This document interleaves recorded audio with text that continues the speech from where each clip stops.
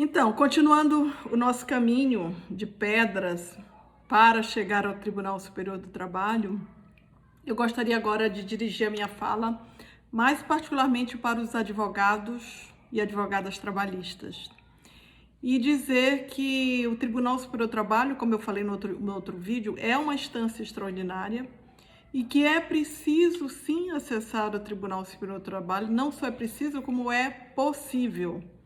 Lógico que a gente está falando dentro de uma perspectiva de lealdade processual, honrando o princípio da boa-fé objetiva. Então, se a gente tem uma decisão, uma sentença que é reformada no Tribunal Regional do Trabalho e que nos desfavorece, ou então se o Tribunal Regional do Trabalho ele nega provimento ao nosso recurso e a gente acredita firmemente no nosso direito, a gente não só pode como deve acessar o Tribunal Superior do Trabalho. Então, o que eu observei das minhas viagens, porque eu criei esse treinamento, como eu disse, lá dentro do Tribunal Superior do Trabalho, na minha caminhada de 30 anos como assessora e chefe de gabinete, para treinar assessores na elaboração de minutas de votos para ministros, e depois deixei o TST para tocar esse projeto com advogados, criando o Instituto Pérola de Treinamento para Advocacia, para habilitar advogadas e advogados a manejar os recursos para o TST no rigor da técnica. Então, o que eu percebi viajando aí Brasil afora é que muitas vezes o advogado, a advogada, ele tem muito receio de tentar acessar o TST em razão exatamente desse rigor na admissibilidade do recurso de revista, por exemplo, que é o carro-chefe do TST.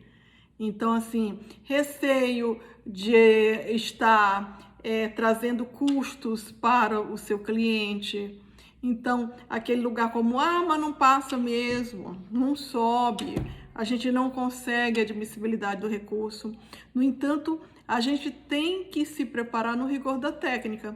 Então, quando eu falei no outro vídeo que o Tribunal Superior do Trabalho é um tribunal de natureza extraordinária, e lá eu já dizia, significa que o TST não vai examinar prova.